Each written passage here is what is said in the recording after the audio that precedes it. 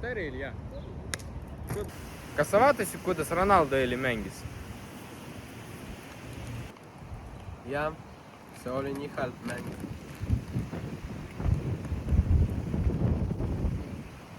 Mulle ei meeldinud. No jaa, kui minult olid niisugused võimused nagu temal. Ta ainult lööb selle palli ja saab miljonit rahat. Miks mina ei saa? Kõik saavad seda teha. Just see poiss ka saab. Kas sa tead, mis väljaspool võistlusi toimub? Kas sa teadsid, et minu olen väga tugev sportlane?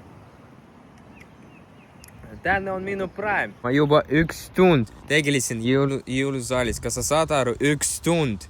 Ja pärast seda ma läksin oma poodile 3 korda. Kas sa saad aru? 3 korda ma läksin poodile ja kodule, et müüa omale õlu. Nii kallis õlu, mis annab mulle tugevust. Aga sina mitte midagi ei teed.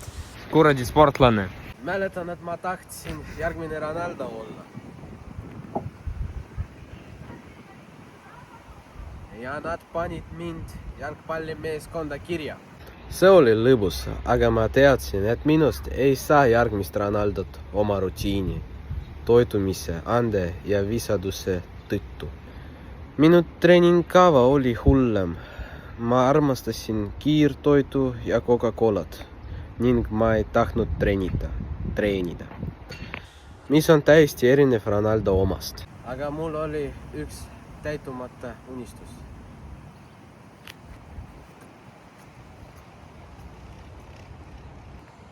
Ma tahaksin korvpalli mängida, aga teised rääkivad, et ma olen nii lühike. Mul ka oli niisugune und. Ma ka tahtsin olla professionaalne kickboxer. Ma tahtsin võimelda koos Mike Tysoniga. Ja peamiselt ma sain seda teha. Aga minu trauma jalaga. Aga miks me räägime ainult omadest? Meil on nii hea sportlane Sanja. Ta on hea inimene, hea sõber ja ka tal on meile video, mis ta tahab meile näidata.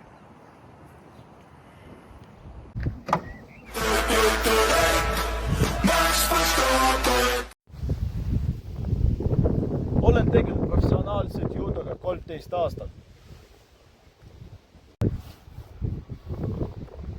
Olen 2-kordne Eesti meistrivõistluste medalivõitleja aastatel 2022 ja 2023.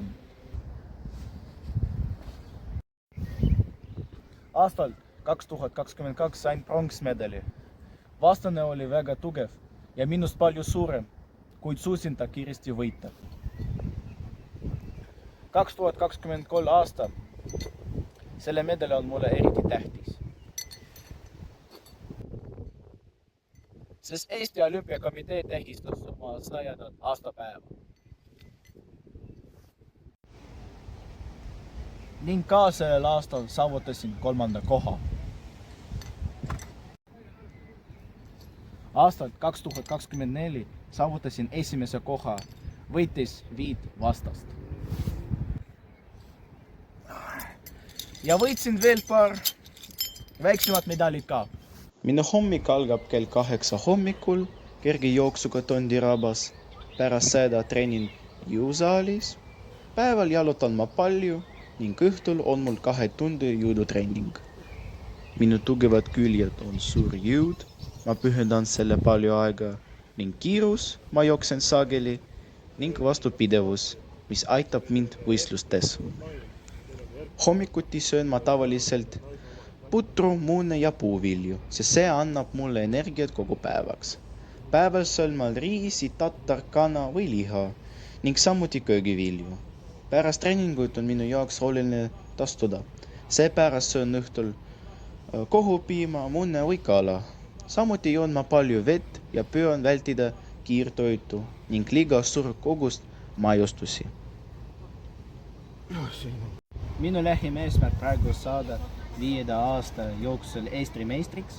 Samuti tahan hoida oma füüsilist vormi ja aktiivsust ning võtta hirmu võistluste eest. Aga ma ei saa selle hakkama oma treenerita.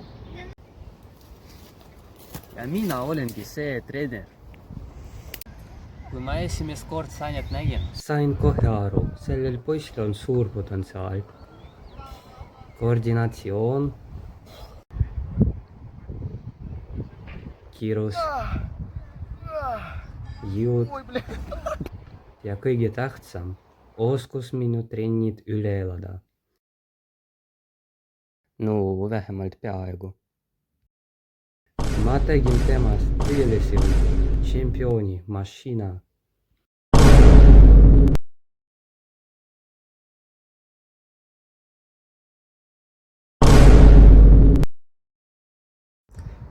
kui aus olla, ega ma ise ka omal ajal väga halb polnud.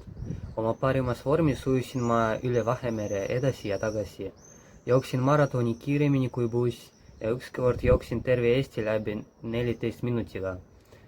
Ükskord tegin ma nii tugeva trenni, et elektrit läks terve linna osas korraks ära, aga praegu ma oma parimas vormis ei ole.